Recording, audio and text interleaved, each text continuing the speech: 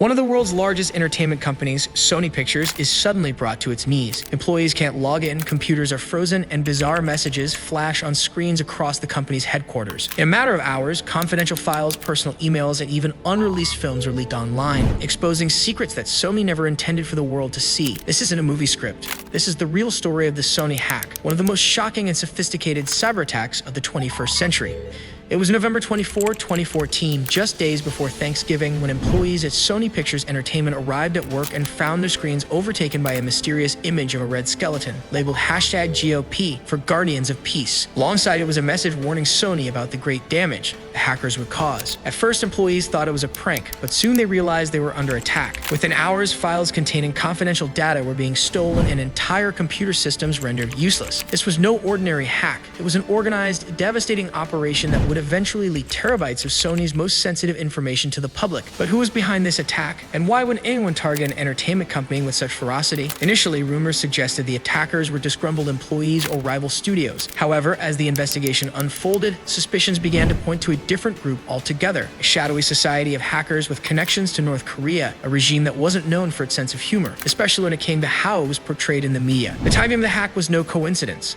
Sony was preparing to release a comedy called The Interview, a satirical film starring Seth Rogen and James Franco about a plot to assassinate North Korean leader Kim Jong-un. The movie had caught the attention of North Korea's government, which condemned it as an act of terrorism, claiming it was a direct insult to their leader. While most people thought the backlash was just political posturing, what happened next shocked the world. The Guardians of Peace, as the hackers called themselves, threatened Sony to pull the film from theaters, warning of consequences if they didn't comply. So how did this Guardians of Peace group manage to pull off such a sophisticated attack? The hack itself began with a tactic known as spear phishing. Hackers sent emails to Sony employees disguised as messages from trusted contacts. Once opened, these emails unleashed malware onto Sony's network, infecting system after system. Once inside, the hackers moved quietly, gathering information, accessing personal files, scripts, financial records, and even full-length films that hadn't yet been released. They spent weeks, maybe even months, mapping out Sony's network, accessing everything from high-level executive emails to data on celebrity contracts. The scale of the hack was unprecedented. The hackers released over 100 terabytes of data, an amount so large it's almost unimaginable. Within days, everything from private conversations between executives to full details on actors' salaries was on the internet for anyone to read. But it wasn't just data. It was Sony's reputation that took the biggest hit. Private emails between executives revealed embarrassing comments about actors, unflattering opinions about directors, and unfiltered conversations that painted the entertainment industry in a harsh light. For the public, it was like getting a look behind Hollywood's shiny facade, and what they found wasn't always pretty. As the chaos unfolded, the FBI launched an intensive investigation. Their search led them to suspect a group of North Korean hackers working under the state's cyber warfare unit, known as Bureau 121. North Korea's cyber capabilities were lesser known at the time, but Bureau 121 was a powerful unit specializing in digital attacks. The FBI found evidence linking the Sony hack to an earlier attack on South Korean banks and media outlets,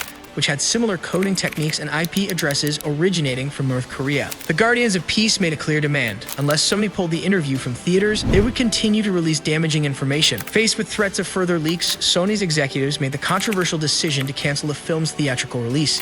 It was the first time a major studio had canceled a film due to a cyber threat, sparking a massive debate about censorship and corporate responsibility. Critics argued that giving in to the hackers' demands set a dangerous precedent, with some saying it was a victory for censorship and intimidation. Meanwhile, other Hollywood studios and major companies began to worry. If a group of hackers could so easily take down Sony, what was stopping them from targeting other giants? The attack showed how vulnerable even the most secure companies were to a well-coordinated cyber attack. As more details emerged, it became clear that no amount of firewalls or antivirus software could stop a group that was as well-funded and persistent as the Guardians of Peace. In response to the attack, President Barack Obama publicly condemned North Korea, calling it cyber vandalism, and issued new sanctions on the regime. The move was symbolic but highlighted the growing threat of state-sponsored cyber attacks. For years, the public had seen hacking as the domain of lone activists or independent hacker groups. But the Sony hack changed everything. It marked the beginning of a new era where cyber warfare became a tool for political influence and intimidation. In the aftermath, Sony suffered massive financial losses, not just from the canceled film, but from the damage control efforts that followed. The company had to rebuild its